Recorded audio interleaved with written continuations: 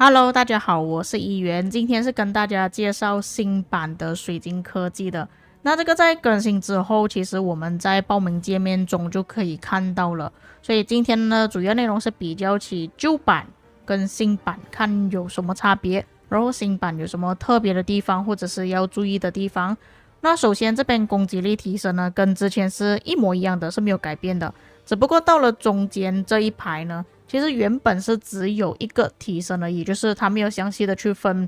什么骑兵、步兵、工兵，原本是没有的。是因为新版的水晶科技，你可以只提升一个兵种，就比方说我这个账号是骑兵的，我就可以只提升骑兵的增益就可以了，包括这边的骑兵攻击力提升，然后骑兵的速度提升，就只有这两个而已。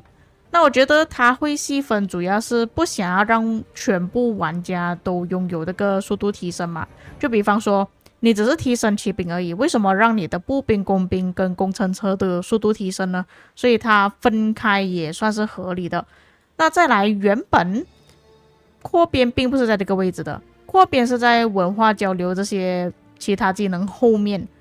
原本速度提升之后就是到合约、文化交流，然后还有那个营地，营地的位置是已经搬到后面去了，看到吗？营地扩建，让你的城市援军容量上限提升，现在跟扩编差不多是交换位置吧，所以我们可以更早的出现更多的部队。这边提升到10等级可以增加15%，那你们也可以看到扩编2就在这里而已。所以真的在早期，我们很快就可以出到40万的部队了。我觉得策划它会安排在这里，可能是在之前的水晶科技中，有不少的玩家，他们的部队到了最后依然还是只有30几万而已，没有办法出到40万的部队。所以在战斗方面呢，其实跟那些大佬、大科长是已经有差异在了。然后熟练操作呢，原本也不是在那个位置，熟练操作是在文化交流之后。但现在是搬来前面了，你们可以更早的节省水晶。再来就是大家要比较注意的，文化交流是已经融合了在一起，什么意思呢？原本我们提升驻地的任务或者是水晶的话，是分成2个阶段的，一个叫合约，一个叫文化交流。合约是让我们获得的水晶数量提升，在我们完成了驻地任务之后，然后文化交流是让驻地的统帅好感度提升。现在它是已经融合在一起变成一个了，而且你们注意看这边文化交流它是没有分成1和2的，所以之后我们只是需要提升这一个就可以了。像之前合约1的话，它最多就只能提升到35%，这边是直接提升到100%。因为我们之前的水晶科技呢，怎么说呢？你除了提升前面的文化交流跟合约之外，你还要特意提升了一些乱七八糟的技能，才可以提升第2个阶段的。所以它直接放在前面，就让我们方便一点吧。但我觉得大多数玩家应该都不能直接满吧，又或者是如果要提升满的话，要花比较多的水晶，然后我们才可以提升到后面的技能。当然这个也不一定要满啦。指挥方面呢，就是发起集结，联盟的部队容量会提升。那其实这个也不是在这个位置的，原本指挥1的提升呢，是在我们行军速度2之后才出现的，就是差不多在这个位置才出现的，但是现在也是移动去前面了，让我们集结的部队数量会比较多一点。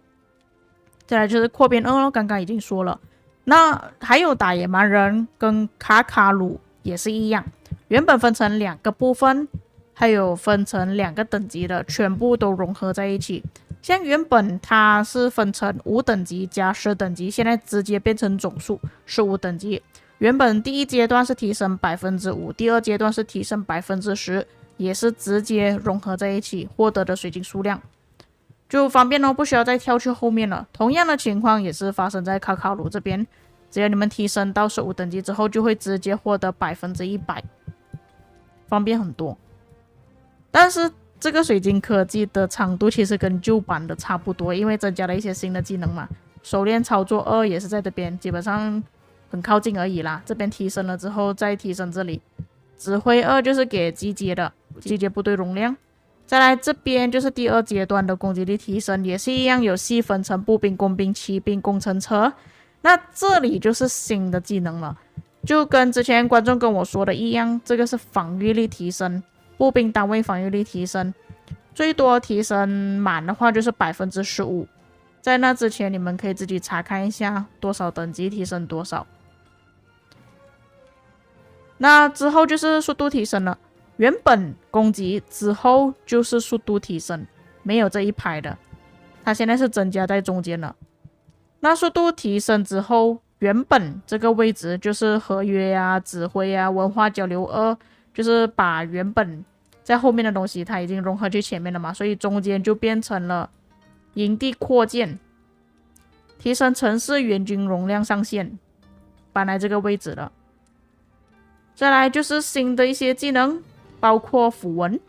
那当你们解锁了这个技能之后，就可以在你的城市周围召唤符文，这边有写。然后召唤的符文是自己心仪的符文，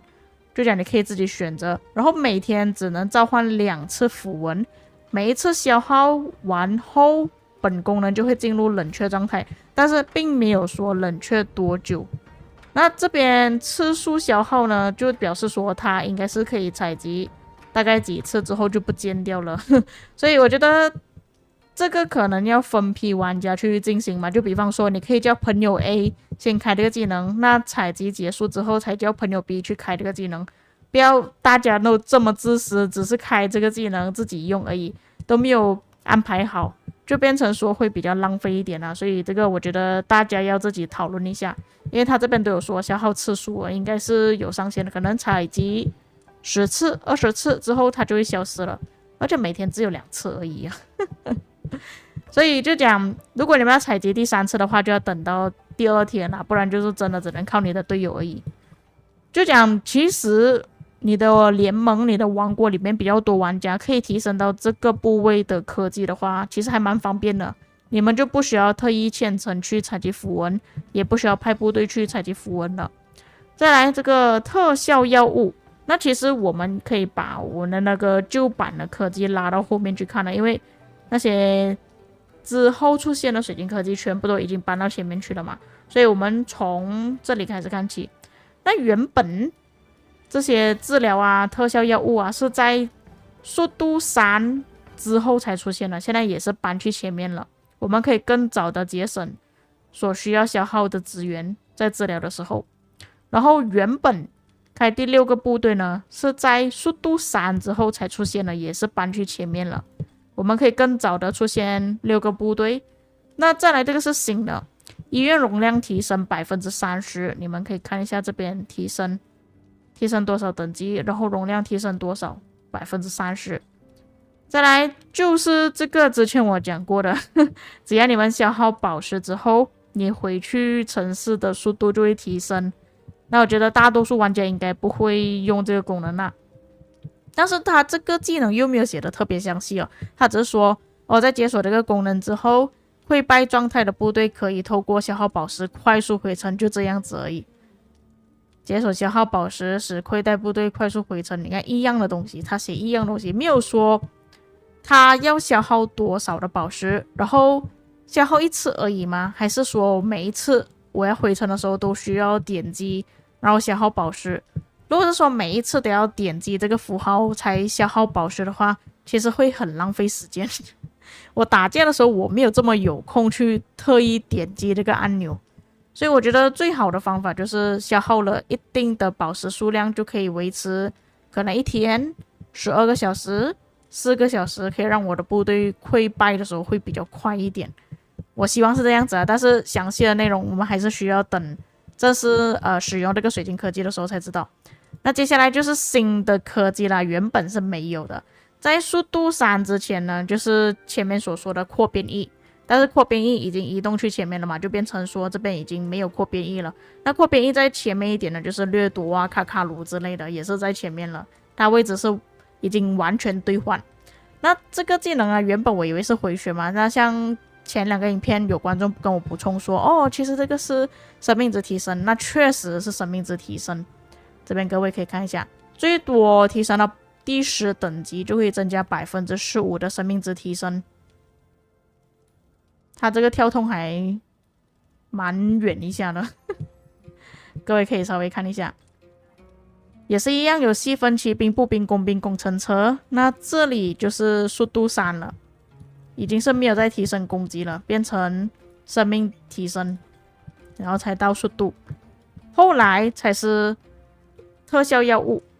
那特效药物原本是在比较后期一点的，是在扩编2之后，指挥2之后。那其实它这个位置也算是正常，因为那些指挥2扩编2已经全部移到前面去了，所以它这个位置算是正常的。再来，这个如有神助是新技能来的，但官方也是没有透露。